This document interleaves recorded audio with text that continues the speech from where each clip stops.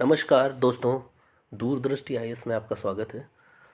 अ, मैं इसमें बहुत ही इम्पोर्टेंट टॉपिक खासकर लेखपाल की परीक्षा में पूछा जाने वाला टॉपिक मैं आपको यहाँ पे भूमि मापन की विधियाँ इसको कंप्लीट कराऊंगा। और ये कई घंटों घंटों के लेक्चर ये यूट्यूब में पड़े हुए हैं जो काफ़ी बोरिंग और काफ़ी ज़्यादा इतना ज़्यादा कॉम्प्लिकेटेड हो जाते हैं कि समझना बहुत मुश्किल हो जाता है। मैं बहुत ही प्रिसाइज़ और शॉर्ट नोट्स के माध्यम से आपको ये बताऊंगा कि कैसे कैलकुलेट करते हैं, और कोशिश मैं करूंगा मैं उन टॉपिक को लेके बार बार आऊँ जो टॉपिक समझना कठिन है या जिनका कंटेंट बहुत मुश्किल से मिल रहा है, और या फिर मिल भी रहा है तो बहुत ही लेंदी और कॉम्प्लिकेटेड तरीके से है। तो उसको मैं बहुत ही प्रिसाइज़ वे में यहाँ पे करवाने की कोशिश करूँगा, क्योंकि हमें परीक्षा को क्लियर करना है, पास करना है। हमें कोई उस पर महारत हासिल नहीं करनी है, और या फिर हमें बहुत सारा ढेर सारा ज्ञान नहीं चाहिए। हमारा क्वेश्चन सॉल्व होना चाहिए, this should be the motto. और उसी मोटो को करने के लिए, पूरा करने के उद्देश्य से मैं ये वीडियो अपलोड किया हुआ है मैंने। प्लीज़ अगर अच्छा लगे तो आप इसको शेयर और सब्सक्राइब कर दीजिए इस चैनल को, दूरदृष्टि आईएएस को। और बिना समय गंवाए हुए आइए हम देखते हैं कि किस तरह से ग्रामीण परिवेश, जो कि ऐतिहासिक तौर पर से लेके अभी तक करंट के सिनेरियो में भी वो यूज़ हो रहा है, उसमें किस तरह से हम कैलकुलेट करेंगे। और कैलकुलेशन के बाद भी कितनी स्मार्ट तरीके से, मीन्स हम कोड के माध्यम से कैसे हम उनको याद भी रखें। क्योंकि ये वीडियो केवल आपको पढ़ाने के लिए नहीं है, ये केवल रीडिंग प्रोसेस नहीं करेगा, लर्निंग प्रोसेस सिखाना है आपको, आपके दिमाग में बैठाना है। इसके लिए मैं प्रयासरत हूँ। और जैसा हो आप फीडबैक माध्यम से मुझे बताइए, जैसे पिछले वीडियो में भी आपने बताया है, और जिसका परिणाम ये हुआ है कि मैं खुद टॉपिक सेलेक्ट कर करके मींस अपलोड करने की मैं कोशिश कर रहा हूँ। और आप भी मुझे बताइए अगर किसी टॉपिक पे आपको दिक्कत है तो मैं उसका वीडियो बहुत जल्दी और प्रिसाइज वे में बना दूँगा।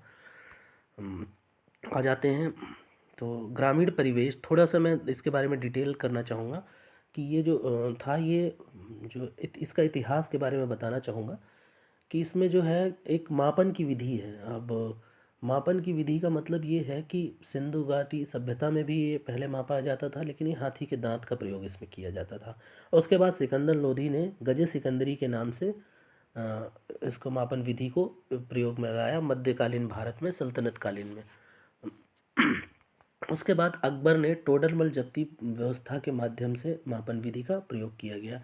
एक थ्योरी है, थोड़ा जान लेने की बात है बस। बाकी क्वेश्चन जो पूछे जाएंगे, वो जो पूछे जाएंगे वो हम उस पे आ जाते हैं। वो है आधुनिक व्यवस्था। आधुनिक व्यवस्था में क्या हुआ है कि इसमें ये मेथड जो हैं, इनके माध्यम से हम मापते हैं। और ये जो सबसे, ये इंच है, ये सबसे छोटा, और मील इस समय सबसे बड़ा है। हालांकि और भी बड़ी इकाइयां हैं, पर यहाँ पर जो फ्रिक्वेंटली यूज़ हो रही हैं मैंने उनको लिया हुआ है। और जैसे मैंने बताया था कि मुझे याद भी आपको करवाना है, तो इंच उससे बड़ा फुट है, फिर इंच है, फिर फुट है, फिर गज है, फिर चेन है, फलांग है और मील है। तो इंच या फीट है, फिर यार्ड है, गज यानी यार्ड, चेन है, फलांग है, और फिर माइल्स है। अब इस ये एक दूसरे से बड़ी हैं ये तो ठीक है, लेकिन ये क्रोनोलॉजी अगर याद रहे तो हमें ये याद रह जाएगा, क्योंकि आगे फिर हम इस रिलेशन को भी देखेंगे कि किस तरह से किस तरह से एक दूसरे से रिलेटेड है। इसको भी हम देखेंगे जो ये दे रखा है। उससे पहले कोड हम देख लेते हैं कि इसमें इसमें फ्रूट गया चलो फल मिला, बस इतनी सी बात आपको याद रखनी है। ये कोड है, इसमें फ्रूट गया पर फल। इस मीन्स होता है इंच, इस मीन्स हो जाएगा इंच। इसमें फ्रूट मतलब फुट, गया मतलब गज, चलो मतलब चेन, फल मतलब फलांग, और मिला मतलब मील। ये वर्ड भी जो मैंने लिए हुए हैं ये कहीं ना कहीं इस यूनिट से मिलते जुलते हैं। तो आपको एक सीक्वेंस बना हुआ है, देखिए। इसमें फ्रूट गया चलो फल मिला, आप इस बात को 2-3 बार बोलेंगे आपको याद हो जाएगा। इसमें फ्रूट गया चलो फल मिला, ठीक है। अब इस कोड से हमें ये क्रोनोलॉजी पता चल गई कि किस तरह से यूनिट इस तरह इस बढ़ती जाती है इंच से माइल्स के बीच में, यानी मील्स के बीच में। अब रिलेशन क्या है वो भी हमें देख लेंगे कि 1 फुट में, देखिए थोड़ा जूम कर लेते हैं ताकि जो मैं कहना चाहता हूँ पहले वो, 1 फुट में 12 इंच, 1 गज में 3 फुट, 1 चेन में 22 गज, एक फलांग में 10 चेन और 1 माइल में 8 फलांग होते हैं। हमें ये क्रोनोलॉजी पता है। अब हम एक अगर पता है इंच में, तो हम देखें कि अगर 12 इंच हम कर देते हैं तो 1 फुट मिल जाते हैं, यानी नेक्स्ट यूनिट हमें मिल जाती है दूसरी, अगर इसको 12 इंच कर देते हैं। इसी तरीके से आप देखिए कि 12 अगर हम इसको 12 अगर यहाँ लिख देते हैं या 12, तो हमें इससे 1 फुट मिल जाता है। अब अगर हम 3 फुट कर देते हैं तो हमें गज मिल जाता है। और हम 22 अगर कर देते हैं गज, तो हमें चेन मिल जाती है, 1 चेन। और अगर हम 10 चेन कर देते हैं तो 1 फलांग मिल जाता है। और 8 फलांग कर देते हैं तो हमें 1 माइल मिल जाता है। हालांकि माइल के बाद भी मैंने बताया हुआ एक यूनिट कि माइल इक्वल टू 1 माइल जो है वो, या मील जो है वो 1.6 किलोमीटर होता है। ये भी याद रखने वाली बात है, जिसको हम इंच में भी बाद में कन्वर्ट कर सकते हैं। तो किसी भी यूनिट को कन्वर्जन कैसे करेंगे वो भी मैं बताऊंगा। पहले तो हमें क्रोनोलॉजी पता होनी चाहिए कि कैसे याद रखेंगे। तो उसके लिए देखिए 12, 3, 22, 10, 8, ये एक है। अगर हमें ये याद है और हमें ये ट्रिक याद है तो ये हो गया ख़त्म इसका काम। देखिए यहाँ पर इस डिजिट को कैसे, जैसे फ़ोन नंबर हम याद रखते हैं, या फिर वैसे भी देखिए 1 2 3 आपको याद हो ही जाएगा। 1 2 3 हो गया, और 108 माला जपते हैं वो हो गया, और बीच में 22। देखिए कितना इजी है। मतलब अगर आपको 1 2 3 मालूम है, बीच में 22 मालूम है, और 108 माला जपते हैं ये मालूम है, तो बस सारा याद हो जाएगा आपको। देखिए अब कैसे, 12 12 याद है। उसके बाद क्या है, हमें 1 2 3 बोला था मैंने। फिर इसी क्रोनोलॉजी में भी प्रैक्टिस कीजिएगा। फिर है 22, 1 2 3 तो बोला था मैंने, ये 1 2 3 था, और ये 22 था, और ये है 1 0, और ये है 8। थोड़ा सा ये ध्यान देने वाली बात है कि 122 जब 1 2 3 जब बोलूँगा तो 1 2 साथ में रहेगा, 3 अलग रहेगा। 108 बोलूँगा तो 1 0 साथ में रहेगा, 8 अलग रहेगा, और 22 इकट्ठे रहेगा। ये थोड़ा सा आप 1 2 बार प्रैक्टिस करोगे तो आपको पता चल जाएगा। और ये तो मैंने बताया था कि 1 2 जो 12 है उसमें, इसको हम किस तरह से याद रखेंगे, इसमें फ्रूट 3 के साथ फ्रूट लगा दो। 22 का मतलब है गया, 10 का मतलब है चलो, फिर है फल मिला। तो अब देखिए तो इस तरह से हमें अगर ये डिजिट मालूम है तो हम इसके साथ 12 के साथ हम इंच हमें लगाना है, यानी कि इसमें हमें याद रखना है, इसमें 12 इंच, जो कि अगली यूनिट बताएगा। अगला क्या होगा, इसमें फ्रूट मिला, यानी कि फुट मिल जाएगा हमें, फुट, ये हमें बताएगा। तो 12 के साथ इसमें, तो दोनों साथ साथ आपको याद करनी है। कैसे, इसमें फ्रूट, देखिए इसमें फ्रूट गया। अब 22 गया, 12 इसमें, 3 फ्रूट, 22 गया, 10 चलो, 10 चलो यानी चेन, और 8 मतलब फल, और फिर मिला। तो कहने का मतलब ये डिजिट की क्रोनोलॉजी आप याद रखो, और ये याद रखो कि 12 के साथ इंच हो जाएगा, बाकी आप आगे बढ़ाते जाओगे आपका बढ़ता जाएगा, तो इससे ये रिलेशन मिल जाएगा। एक उदाहरण मैंने के तौर पर आप समझ लीजिए कि एक मील में हमें अगर इंच निकालने हैं तो हम क्या करेंगे, तो इंच ये रखा 12, और मील जो है वो ये है। तो इंच को पहले फुट में कन्वर्ट करेंगे, इंच को, तो फुट के लिए मीन्स क्या करेंगे, 12 ले लेंगे इसका, फिर 12 को 3 से मल्टीप्लाई कर देंगे तो ये गज में चला जाएगा, गज को 22 से मल्टीप्लाई करेंगे तो ये चेन में आ जाएगा, चेन को 10 से मल्टीप्लाई करेंगे तो ये फलांग में आ जाएगा, और फलांग को 8 से मल्टीप्लाई करेंगे तो माइल्स में आ जाएगा, मील में आ जाएगा।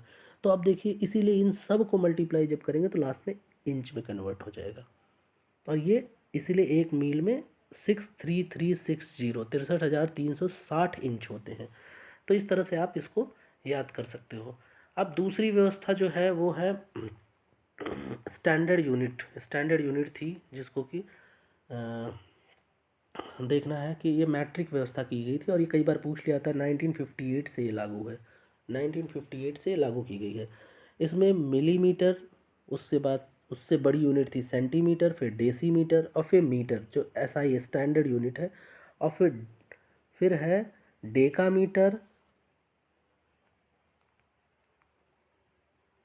डेकामीटर,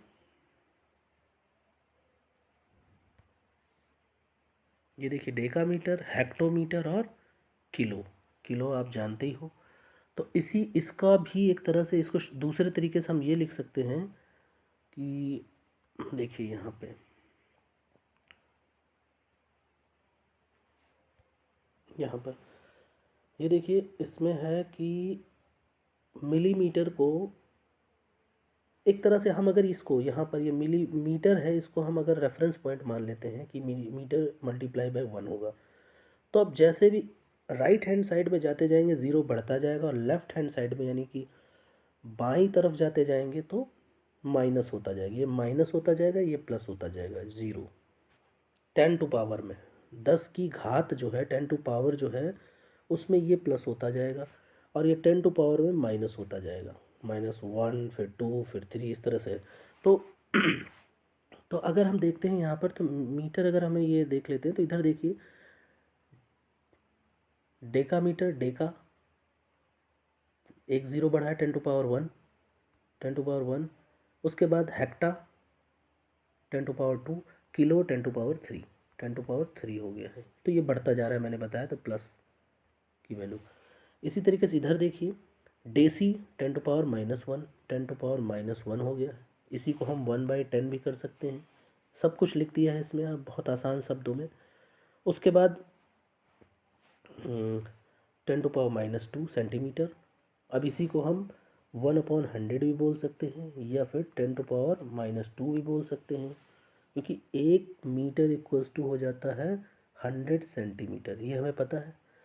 तो इसका मतलब 1 सेंटीमीटर बराबर कितना हो जाएगा, 1/100 मीटर। अब चाहे इसको इस तरह से लिखा जाए या फिर 10 टू पावर -2 मीटर लिख दिया जाए, सेम है, आप दोनों को सेम लिखा जाएगा। तो 1 मीटर बराबर ये रिलेशन निकाला गया, तो सेंटीमीटर में आप इस तरह से कर सकते हो। इसी तरीके से मिलीमीटर में 1000 से हो जाएगा। तो अब इसकी भी अगर क्रोनोलॉजी हमें याद है तो हमें कन्फ्यूज़न नहीं होगी। हालांकि जैसे किलो हमें याद रहता है, सेंटीमीटर याद है, मिलीमीटर भी कई बार याद रहता है, डी डी से कन्फ्यूज़न होती। तो डेका और डेसी, छोटा यानी डेसी, बड़ा यानी डेका, इस तरह से आप याद सकते हो। और है हेक्टा, किलो, तो नाम से भी लग रहा है बड़ा, हेक्टा, डेका। फिर भी एक कोडिंग है यहाँ पर देखिए आप, तो एमसीडी जो है बिल्डिंग वगैरह जो बनाते हैं, तो एमसीडी और एमडीएचके, एमडीएचके के मसाले थे, जैसे एमडीएच मसाला। तो एमसीडी आप याद रखो, एमसीडी ये आपको याद रहेगा, ठीक है। फिर है एमडीएच, ये मसाले होते हैं। अब देखिए ये भी ध्यान देना है कि लेटर जो है वो एम डी एच मसाले होते हैं, तो एम सी डी जो है वो एम डी एच मसाले के हैं। ऐसे करके आप याद रखोगे तो आप क्रोनोलॉजी याद रहेगी, और जिससे कि आप आसानी से रिकोगनाइज़ कर लोगे। जैसे 1 इंच में हमें अब कुछ यूनिट हैं जिसको कि हमें याद रखना है। 1 इंच में 1 इंच इक्वल्स टू, 1 इंच में जो होता है 2.54 सेंटीमीटर होता है। तो ये बात हमें याद रखनी चाहिए। इसी को हम 12 से जब मल्टीप्लाई करते हैं, क्योंकि 12 इंच जो होते हैं इक्वल्स टू 1 फीट हो जाता है, 12 इंच में 1 फीट हो जाता है। तो अगर हम 12 से मल्टीप्लाई करेंगे तो फीट की भी यूनिट आ जाएगी। तो ये देखिए यहाँ पर 12 से मल्टीप्लाई किया गया है, तो ये हो जाएगा 30.46 सेंटीमीटर इक्वल्स टू 1 फीट। तो ये आपको याद रखना है। अब इन शॉर्ट हमें जो अभी तक हमने पढ़ा हुआ है उसको मैंने समराइज़ किया हुआ है। ये देखिए, पहला हमें याद रखना है कि हाथी से सिंधु घाटी सभ्यता में, और मध्यकालीन भारत यानी कि सल्तनत काल में गज से, गज सिकंदरी था। और टोडर जो था वो अकबर के काल में यानी मुग़ल काल में मध्यकालीन भारत में था। उसके बाद देखिए जो दूसरा पॉइंट हमें याद रखना है वो ये याद रखना है कि इसमें फ्रूट गया चलो फल मिला, ये याद रखना है। और देखिए इसमें के साथ इसमें बता रखा है मैंने कि 12 इसमें 3 फ्रूट, 3 फ्रूट है, 12 इसमें 12 फ्रूट हैं, 22 गए हैं, 10 चलो 8 फल मिला। अगर इस तरह से आपको याद है तो आपको ये कोड से आप कन्वर्ट आराम से कर सकते हो। एक है MCD, बताया था कि MCD जो है वो बिल्डिंग और MDH के मसाले होते हैं, इस तरह से। एक और आप यूनिट याद रखो जो फ्रिक्वेंटली यूज़ होती है, वैसे तो सब कन्वर्ट की जा सकती हैं एक दूसरे में, पर कुछ यूनिट हैं जिनको कि आप याद रखिए, ताकि ऑन द स्पॉट आपका समय भी बचेगा और आपका कॉन्फिडेंस भी बढ़ेगा जल्दी से करने के लिए। तो जैसे 1 मीटर इक्वल्स टू 1.09 गज होता है, और 1 गज इक्वल्स टू 0.9। ये अप्रॉक्सीमेटली बहुत ही क्लोज है, आप देखिए 0.914, तो 0.9 गज के साथ याद रखो। मीन्स आप याद रखो कि जो मीटर होता है वो 1.09 गज होता है, और 1 गज इक्वल्स टू होता है 0.9 मीटर होता है। इस तरह से आप ये यूनिट याद रखो। कुछ इंपॉर्टेंट पॉइंट्स हैं एरिया कैलकुलेशन से रिलेटेड, तो वो भी आप देख लीजिए कि क्षेत्रफल जैसे है, क्षेत्रफल कैलकुलेट करेंगे तो किस तरह से कि कैलकुलेट करेंगे, वो ये है कि 1 मीटर अगर स्क्वायर है तो इसमें 1 मीटर और 1 मीटर, तो इसको कहेंगे 1 मीटर स्क्वायर, या फिर स्क्वायर मीटर, इसको इस तरह से भी लिखते हैं, या फिर वर्ग मीटर, इस तरह से भी लिखते हैं। ये वर्ग मीटर इस तरह से लिखते हैं, वर्ग metre, square metre, metre square. तो मीटर स्क्वायर वैसे भी किसी भी लेंथ की या लंबाई की जो स्क्वायर कर देंगे तो एरिया हो जाता है, तो इस तरह से। तो देखिए यहाँ पर जो बताया है वो कैसे मीटर स्क्वायर है। अब इसी तरीके से अगर हम एक स्क्वायर ले लेते हैं 10 और 10 मीटर का, मीटर, इसको स्क्वायर कर लेते हैं तो ये 100, ऑब्वियसली 100 मीटर स्क्वायर हो जाएगा। अब इसी को 100 मीटर स्क्वायर को ही बोलते हैं 1 आर्क, या फिर एकड़, एकड़ बोलते हैं इसको। ये देखिए यहाँ लिख दिया है, आपको बस समझाने के लिए है, अदरवाइज़ मैंने सब कुछ लिखा हुआ है इसमें, इन छोटे से नोट्स में। अब इसी तरीके से 100 मीटर जो है लेंथ और 100 मीटर जो है विड्थ अगर है, इसको मल्टीप्लाई करेंगे तो कहीं ना कहीं 10,000, देखिए 1 10 100,000 10,000, 10,000 मीटर स्क्वायर बन जाएगा, और इसी को बोलते हैं हेक्टेयर, 1 हेक्टेयर। इतने मीटर स्क्वायर को हेक्टेयर बोलते हैं। ये यूनिट फ्रिक्वेंटली यूज़ होती हैं, कभी कन्वर्ट करने को पूछा जाता है, कभी डायरेक्ट स्टेटमेंट आ जाती हैं। तो आप, अगर आपको पता रहेगा तो बहुत ईजिली तरीके से कि 1 हुआ तो मीटर स्क्वायर, 10 हुआ तो एकड़ हो जाता है, और 100 हुआ तो हेक्टेयर। वैसे भी H से 100 और H से हेक्टेयर, इस तरह से आप याद रख सकते हो, 100 एंड हेक्टेयर। ठीक है। तो अब देखिए 1 बीघा जो होता है, 1 बीघा वो 20 बिस्से के बराबर होता है। ये आपको याद रखना है, क्योंकि इसी बेसिस पे हम सब कन्वर्ट कर देंगे। या फिर 20 बीघा जो होता है 1/20 बीघा। अब इसी को हम कन्वर्ट करके दूसरे शब्दों में लिखा गया है, ये बहुत ज़्यादा मैटर नहीं है। इसी को फिर से देखिए दूसरे शब्दों में लिखा गया है, ये एक ही बात है। 1/20 इधर आ गया डिनोमिनेटर में, न्यूमरेटर में, ये देखिए नीचे आ गया 120 बराबर 1 बिस्सा, इस तरह से। अब इसी को फुट में क्या बोलेंगे, 2722 फुट स्क्वायर। अगर हमें केवल एक बात याद है कि 1 बीघा जो है वो इतने फीट स्क्वायर के बराबर और इतने मीटर स्क्वायर के बराबर, आप याद कर लीजिए, क्योंकि कन्वर्ट करने में टाइम निकल जाएगा बहुत ज़्यादा। तो अगर अगर हमें ये फीट में पता है, नहीं तो आप बीघे को बताया हुआ है कि अब कैसे, ये अगर आपको रिलेशन पता है तो आपको बाकी यूनिट कन्वर्ट करने में बहुत आसानी होगी। फिर से बोलूँगा कि हमें जल्दी से जल्दी क्वेश्चन सॉल्व करना है, जो क्वेश्चन पूछे जाते हैं वही पढ़ना है, और उसको भी बहुत तेज़ी से करना है सॉल्व एग्ज़ामिनेशन हॉल में।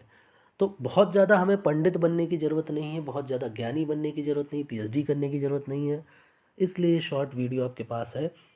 अगर आपको पसंद आएगा तो ऐसे ही मैं और भी टॉपिक के बहुत ही शॉर्ट और प्रिसाइज वीडियो ज़रूर जल्दी से जल्दी अपलोड करूँगा। बस आप अपना फीडबैक मुझे देते रहिएगा, या फिर जो वीडियो है उसकी भी आप, उसके लिए भी आप मुझे मेंशन, कमेंट सेक्शन में मेंशन कर सकते हो। मैं बहुत ही अपने खुद के नोट्स बनाकर पढ़ के फिर मैं प्रिसाइज वे में आपको बता सकता हूँ। अगर नहीं आता होगा तो मैं खुद भी पढ़ूँगा उसको।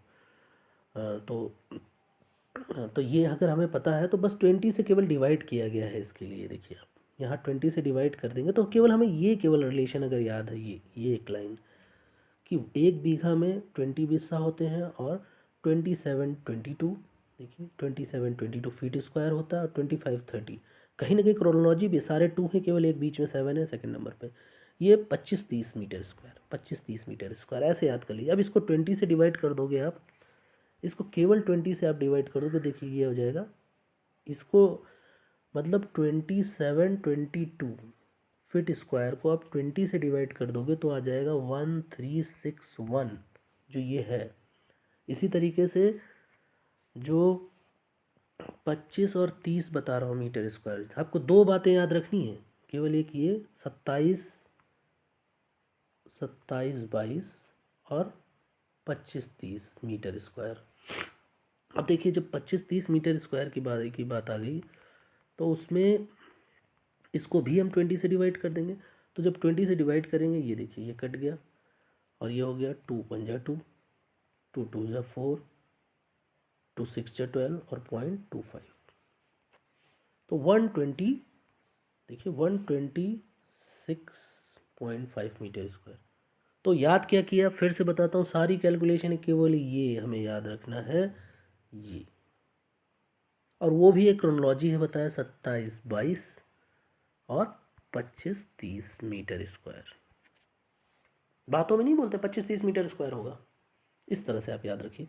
अब वैसे तो बिस्सा के साथ साथ और भी चीज़ें आ जाती हैं जिनको कि आप अगर याद रखिए, या उनका भी ट्रिक है।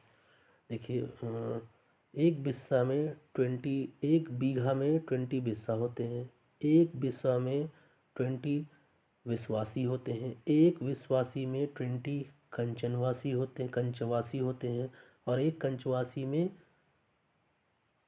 20 उनवासी होते हैं। लिखना भूल गए यहाँ में से, आप 20 इसको कर लीजिएगा, 20 उनवासी होते हैं। मीन्स आप शुरू से 1 बीघा अगर आ गए हो आप, तो 1 बीघा में 20 बिस्सा, तो 1 बीघा में 20 बिस्सा, एक बिस्सा में 20 कंचवासी 1 बीघा में 20 बिस्वा, एक बिस्वा में 20 विश्वासी, एक विश्वासी में 20 कंचवासी, एक कंचवासी में 20 उनवासी। तो आप इस तरह से इस कोड के माध्यम से आप ये भी याद रख सकते हो कि है, तो इसमें ये है बीघा से विश्वा बनवाएंगे यहाँ पर, और विश्वा से विश्वासी। यहाँ पे एक वी और होना चाहिए क्योंकि देखिए बीघा तो बी हो जाता है, और फिर उसके बाद बीघा से विश्वा हो जाता है विश्वा, तो बीबी, तो यहाँ एक और बी आ गया, बीबी कर लीजिए। उसके बाद फिर विश्वासी कंचवासी उनवासी, विश्वासी कंचवासी उनवासी, उनवासी सबसे छोटी यूनिट है, इकाई है, इसको आप याद रखिएगा। सभी 20 के बढ़ते हैं। तो आप यहाँ पे बी केवल एक और ऐड कर लीजिएगा, बीघा वाला बी है। तो इस तरह से, तो बीवी बिक उन, या फिर बीवी काउन, इस तरह करके आप याद कर सकते हो। आप अपने हिसाब से भी देख सकते हो अगर कोई और इजी ट्रिक मिले आपको। अब जरीब के बारे में बहुत ही इंपॉर्टेंट, क्योंकि ये स्पेशली मेंशन किया गया है हमारे सिलेबस में, और डायरेक्ट क्वेश्चन भी इससे पूछे जाते हैं कि जरीब का ज़्यादातर मतलब होता है 55 गज। हालांकि चेंज भी हुआ करता है, बट आपको क्वेश्चन आएगा तो 55 गज मतलब 1 जरीब होता है। अब एक पक्का बीघा जो होता है उसका मतलब हो जाता है कि इसी जरीब को नापते हैं 55, और ये भी 55, 55 55 क्या गज, ये भी गज और ये भी गज। जब इन दोनों का एरिया मल्टीप्लाई करते हैं तो आ जाता है 55 मल्टीप्लाई बाय 55 गुणा कर देते हैं, तो इसको बराबर आ जाएगा ये कितना 3025 गज स्क्वायर। ये तो एक तरह से ये सब कुछ इसमें लिखा हुआ है, आप देखिए 55 में 55 गज स्क्वायर, और इसी एरिया को ही जरीब बोला गया है, पक्का बीघा बोला गया, सॉरी। पक्का बीघा कैलकुलेट करने के लिए जरीब जो है इकाई है उनका यूज़ करते हैं। जैसे यहाँ पर मीटर इकाई थी तो उसका यूज़ करते थे हम कैलकुलेट करने के लिए मीटर स्क्वायर, या फिर एकड़ या हेक्टेयर, तो ये मीटर इकाई, इसलिए यहाँ पे गज का यूज़ करते हैं जरीब नापने के लिए। इसी तरह 1 हेक्टेयर में 11881 ये गज स्क्वायर होता है। इसकी आप प्रैक्टिस कर लीजिए, कि किस तरह से आपको याद रखना है। उसी तरीके से अब जब हमें ये पता कि 1 हेक्टेयर में कितना होता है और इतना, एक पक्का बीघा में 30-25 और गज स्क्वायर होता है, और 1 हेक्टेयर में 11,881 गज स्क्वायर होता है। तो हेक्टेयर और पक्का बीघा की यूनिट में रिलेशन निकालने के लिए हम क्या करेंगे, दोनों को डिवाइड कर देंगे। मीन्स 1,1,881 को हम डिवाइड किससे कर देंगे, ये तो हो गया 1 हेक्टेयर में कितने गज हैं, और एक पक्का बीघा में कितना गज है, उसके लिए 3025। तो इस तरह से हमें पक्का बीघा है और हेक्टेयर के बीच में रिलेशन हमें पता चल जाएगा क्या है। तो इसको डिवाइड कर देंगे, तो ये देखिए यहाँ पर लिख दिया है, ये है 3.95 लगभग आ जाएगा। वैसे भी आप देखिए 3 यूनिट 3 यूनिट, 3 3 जा 9, तो लगभग ये 3.95 आ जाएगा। इस तरह से आप इसको याद रखें। तो अभी इस सेक्शन में हमें याद रखना है, एक तो ये पक्का बीघा में 55 × 55, आप चाहो तो इस तरह याद रखते हो, जरीब की यूनिट है। तो उसके बाद ये हेक्टेयर में कितने बीघे होते हैं ये आप याद रखो, या फिर ये याद रखो, बात यही है एक दूसरे। एक ये बीवी बिक कौन बिक उन, इस तरह से आप याद रख सकते हो। एक ये लाइन याद रखने को मैंने बोला हुआ था कि 1 बीघा में 20 बिस्सा होते हैं, और फिर फीट स्क्वायर में 27-22 और 25-30 मीटर स्क्वायर होता है। इस तरह से याद रखना है। एक एक लाइन एक एक पॉइंट इसकी इम्पोर्टेंट है। बेशक ये हैं 2 पेज में, पर गागर में सागर हैं, आप ध्यान से इसको पढ़िएगा। अब जरीब क्या होता है, जरीब के प्रकार हैं, तो कई प्रकार के होते हैं, कई बार कोई 3 कहीं 5, पर आप नेम वाइज इसको जानिए कि शाहजहानी जरीब, गंटर जरीब, रेवेन्यू जरीब, इंजीनियरिंग जरीब, मीटर जरीब। तो ये इतने तरह के होते हैं। उसी तरीके से जरीब की जो निर्माण यानी कि जो बनाया जाता है, उसमें कौन कौन सी सामग्री यूज होती, किसके माध्यम से बनते हैं, कैसे बनते हैं, किनका प्रयोग करके, तो उनमें फीता होना चाहिए, सुआ होना चाहिए, खूंटी होनी चाहिए, स्तंभ स्तंभ है, आरेखन दंड, साहुल, और उसके बाद आरेखन स्तंभ, साहुल और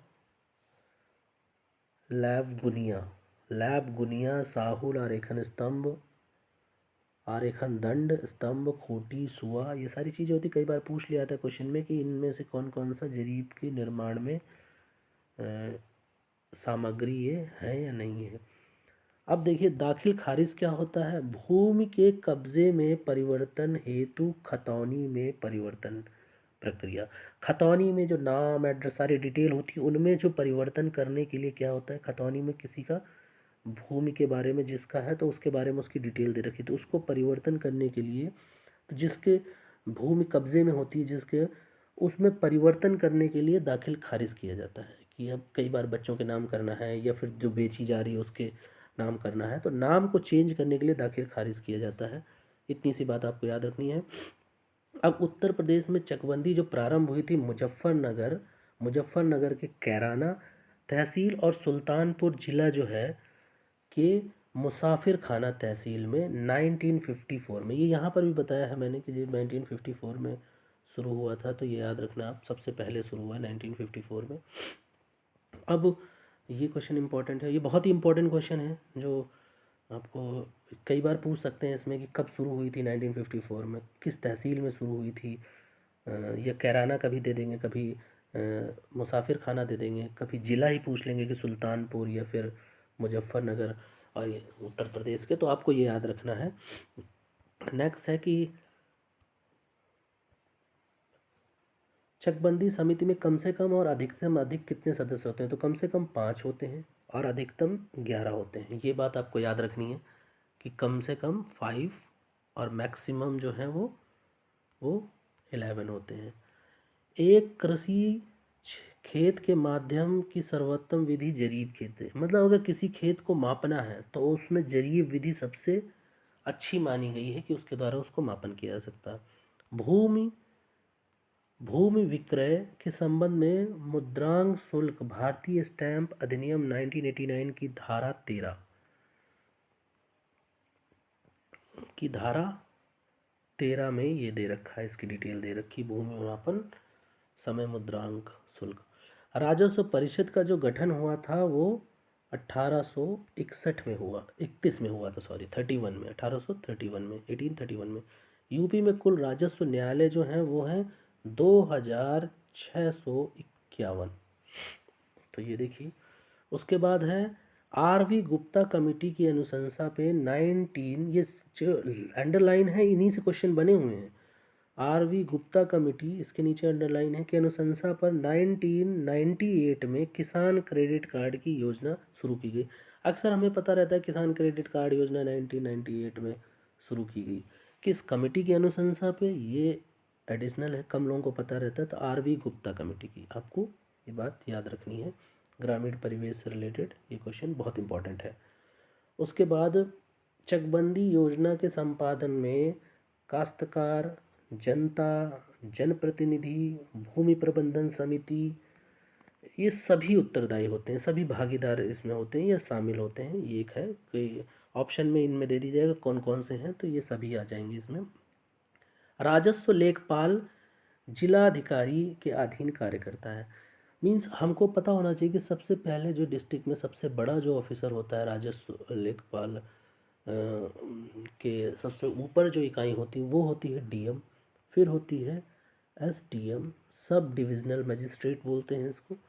उसके बाद उसके नीचे तहसीलदार आ जाता है, तहसीलदार, फिर आ जाते हैं नायब तहसीलदार आ जाते हैं, एनटी जिसको बोलते हैं नायब तहसीलदार। नायब तहसीलदार के नीचे आ जाते हैं कानून गो आ जाते हैं, कानून गो के नीचे आ जाते हैं लेखपाल आ जाते हैं।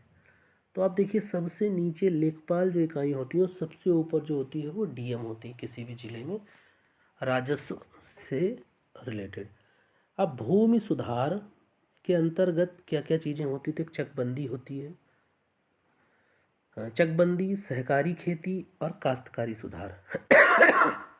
अब देखिए चकबंदी का मतलब ये हो जाता है कि कई बार एक किसान का चक जैसे है यहाँ पे है, यहाँ पे है, यहाँ पे, तो उसे कई बार मेहनत करनी पड़ती है, यहाँ पे जाना अलग खेत, फिर यहाँ सबको मैनेज करना पड़ता है। तो चकबंदी में क्या किया गया, इन ज़मीन को हटा के एक जगह इसी के बराबर समतुल्य ज़मीन जो ये चारों हैं इनके बराबर की ज़मीन एक जगह किसान को दी जाती ताकि वो अच्छे से इसका प्रोडक्टिव यूज़ कर सके, उसका लाभ कमा सके ज़्यादा से ज़्यादा परेशान हुए बिना। तो इसलिए इस मेथड से ये चकबंदी की गई। तो चकबंदी के द्वारा भूमि सुधार, अब भूमि सुधार करने का मतलब क्या है, चकबंदी से की गई। सहकारी कृषि, एक ही क्षेत्र पर जो छोटे छोटे मान लीजिए कृषि है तो उसमें बहुत ज़्यादा लागत लग जाती है, उसके सिंचाई से रिलेटेड, बीज से रिलेटेड, खाद्यान्न, बुआई से रिलेटेड, तो या फिर लेबर ही नहीं मिलते, ये भी समस्या है। तो जो कई किसान जो आपस में ज़मीन को आपस में मिला लेते हैं और उसके बाद जितनी भी जो आगत हैं जैसे सिंचाई हो गई या बीज बोना हो गया या जो जितनी भी और भी हैं उर्वरक का इस्तेमाल करना हो गया, तो वो सबका वो इस्तेमाल जो करते हैं वो इकट्ठे करते हैं और अपना अपना उसमें शेयर पैसों के हिसाब से या अन्य जैसे कि पारिश्रमिक अपना उसमें योगदान करते हैं और बाद में लाभांश को भी आपस में डिवाइड कर लेते हैं।